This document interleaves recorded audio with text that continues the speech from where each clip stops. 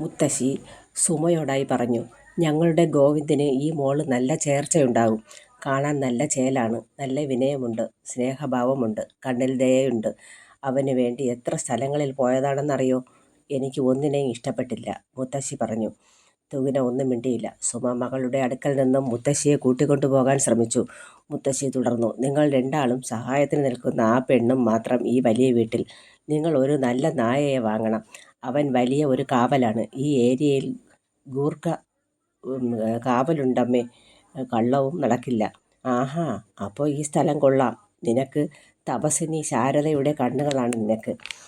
നീ പ്രാർത്ഥിച്ചാൽ എല്ലാം നടക്കും മോളെ. നല്ല കാര്യങ്ങളെല്ലാം നടക്കും.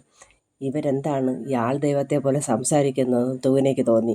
മുത്തശ്ശിയെ കൂട്ടിക്കൊണ്ട് സുമ കിച്ചണിലേക്ക് പോയി.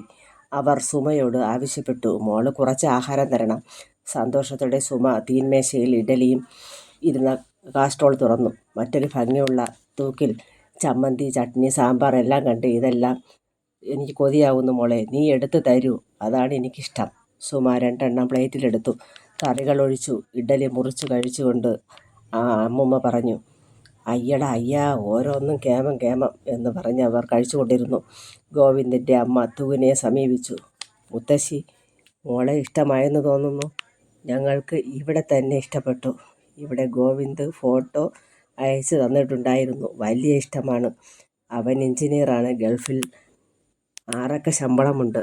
വിനയ സ്വഭാവമാണ്. കുടിക്കില്ല. നീ അറിയില്ല അവനെയും ഞങ്ങളെയും. പക്ഷേ ഞങ്ങൾക്ക് പരിചിതമാണ് നിങ്ങളെല്ലാവരും. നിങ്ങൾ അയച്ച വീഡിയോ സെൻഡ് ചെയ്ത് ഞങ്ങൾക്ക് നിന്നെയും അമ്മയെയും കാണാൻ സാധിച്ചു. നിങ്ങളൊക്കെ ഞങ്ങളുടെ മനസ്സിൽ നിറഞ്ഞിരിക്കുന്നു. അമ്മ അവരുടെ കയ്യിലെ വള ഊരിയെടുത്തു. തുകിനയ്ക്ക് നല്ല ആ വള ഇട്ടുകൊടുത്തു. അവർ പറഞ്ഞു, അച്ഛൻ എല്ലാം മോൻ്റെ അച്ഛനോട് ഇപ്പോൾ വിളിച്ചു പറഞ്ഞു. നമ്മൾ ഫ്രണ്ട്സ് മാത്രമല്ല, ഞങ്ങളുടെ സ്നേഹവുമാണ്.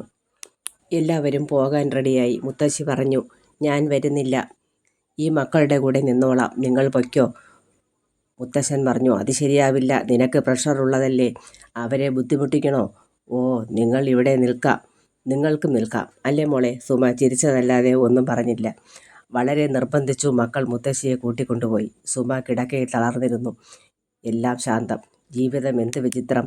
ഒറ്റ സെക്കൻഡിൽ എന്തെല്ലാം മാറി മറിയുന്നു. ഹൃദയം പിടയുന്നു. മീനാക്ഷിയുടെ പരിഗണിക്കണേ എന്നുള്ള വാക്ക് സ്വന്തമാക്കി ഒരു കൂട്ടർ വളയും ഇട്ടുപോയി. എനിക്ക് വിഷമം. എന്തിന്? സുമ തുകിനയെ നോക്കി. തുകിന വാച്ച് നോക്കി. അതിനുള്ളിലെ സർപ്പങ്ങൾ, മുട്ടകൾ. എന്ത് ഭംഗി. അമ്മയോട് പറഞ്ഞു, അമ്മേ, അച്ഛൻ അറിയാം എൻ്റെ ഇഷ്ടങ്ങൾ. അമ്മ ചോദിച്ചു, എനിക്കറിയരുതോ? അമ്മ അവളെ നോക്കിക്കൊണ്ടിരുന്നു. അതല്ല അമ്മേ ഞാൻ പറഞ്ഞത്. ഇങ്ങനത്തെ വാച്ച് കണ്ടില്ലേ? ഇതുവരെ അവരൊക്കെ നിന്നോട് എന്ത് പറഞ്ഞു അത് കേൾക്കട്ടെ.